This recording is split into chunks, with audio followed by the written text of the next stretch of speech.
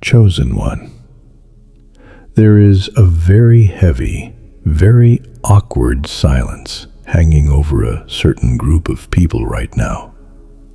Think about the town.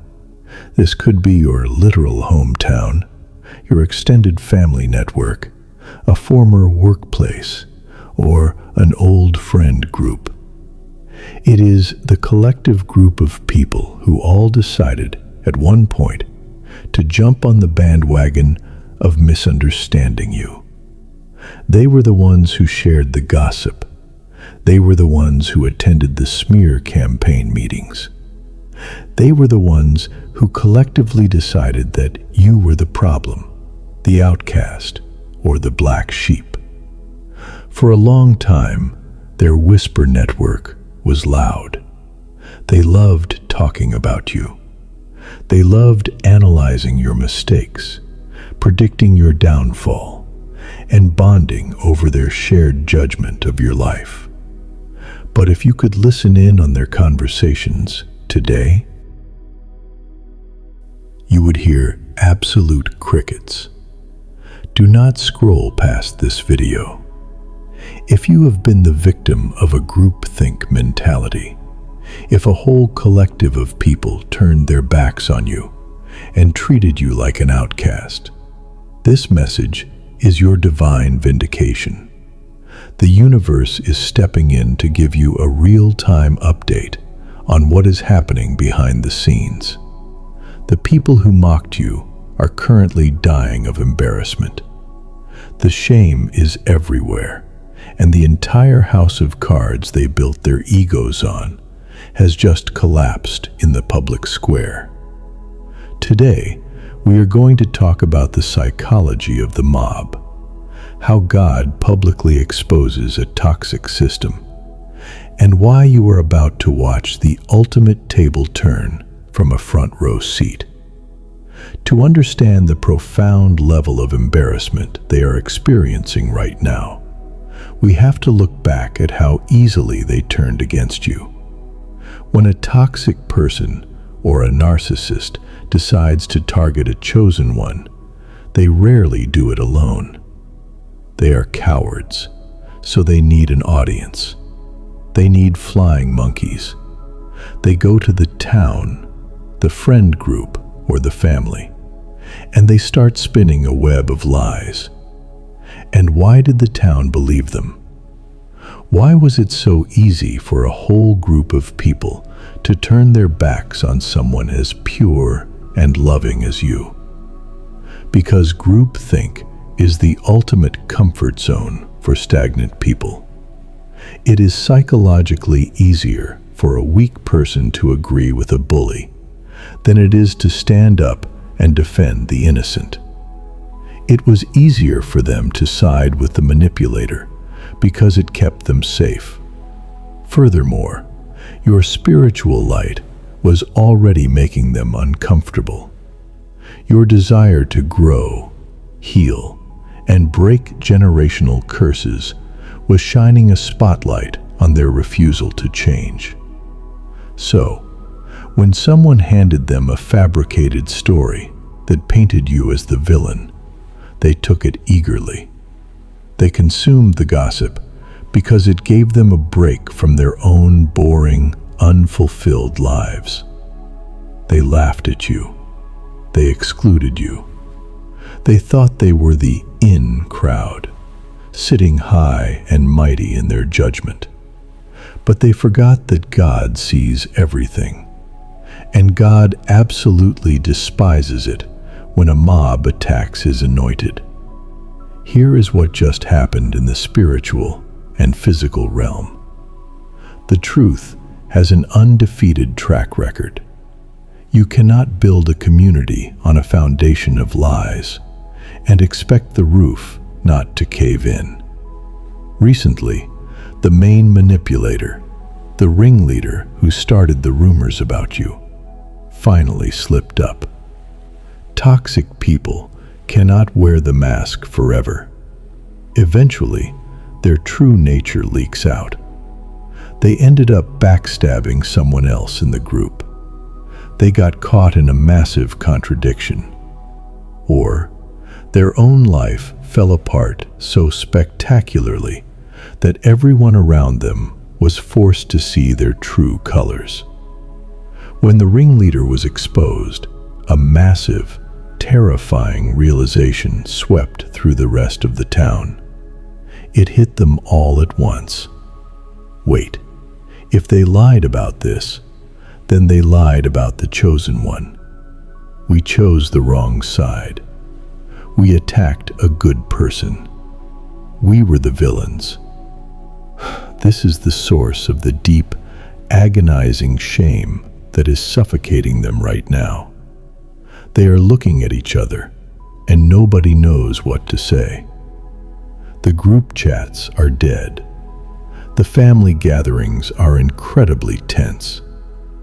The people who bonded over their mutual dislike of you suddenly realize they have nothing of substance to talk about anymore. They realize they were manipulated, played for fools, and used as pawns in a sick game. And the embarrassment is amplified by 1,000 because of one undeniable fact. You are thriving, while they are sitting in the wreckage of their toxic community, trying to wipe the egg off their faces. They are quietly watching you from afar. They are looking at your life, and it is blowing their minds. They said you would fail without them. They said you were crazy. They said you would come crawling back, begging for their approval. Instead, God took you into the wilderness, cleaned you off, and elevated you to a level they cannot even comprehend. They see the peace on your face. They see the new, high-value people entering your life. They see the financial blessings, the emotional stability, and the absolute, unbothered grace you carry. The contrast is humiliating for them. Every time they see you succeed, it is a glaring reminder of their own poor judgment. They bet on the wrong horse. They threw away the most genuine, loyal, spiritually powerful person they will ever meet, just to fit in with a group of fakes.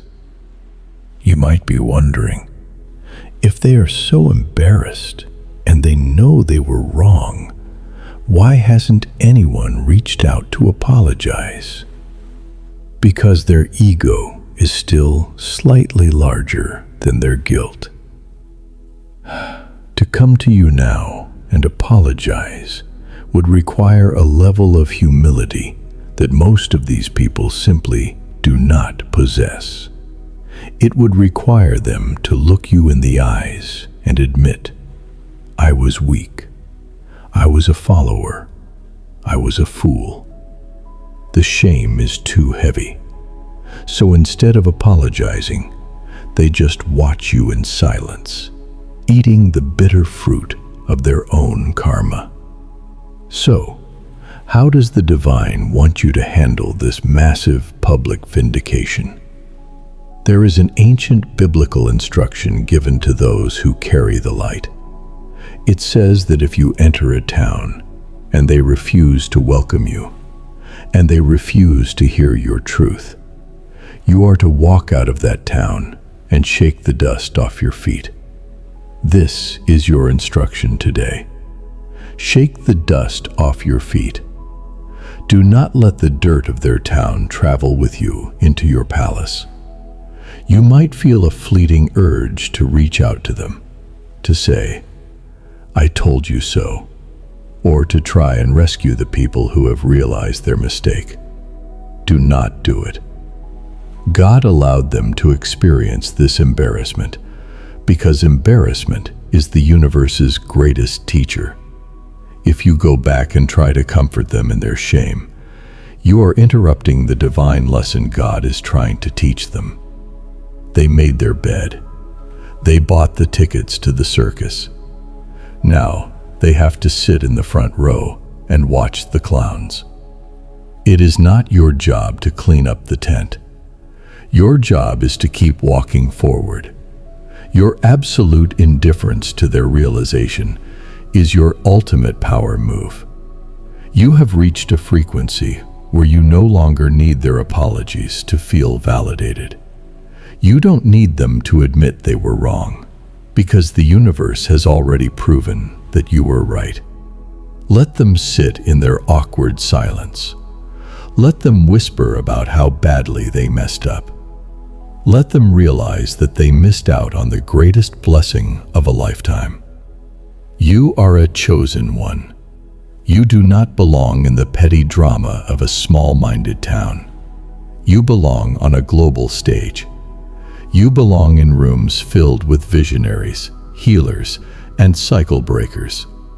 The universe has extracted you from a stagnant pond so that you could finally swim in the ocean. If this message feels like a cool glass of water to your tired spirit today, if you feel a massive weight of validation settling into your bones, then you know exactly why the universe put this video in front of you. I want you to leave the town behind for good right now. Hit that subscribe button and join the true, authentic family of cycle breakers who will never misunderstand your light. Go down to the comments right now and type this declaration to seal your departure. I am shaking the dust off my feet, and my vindication is complete. Keep your head up, keep moving, and don't look back. I will see you in the next one.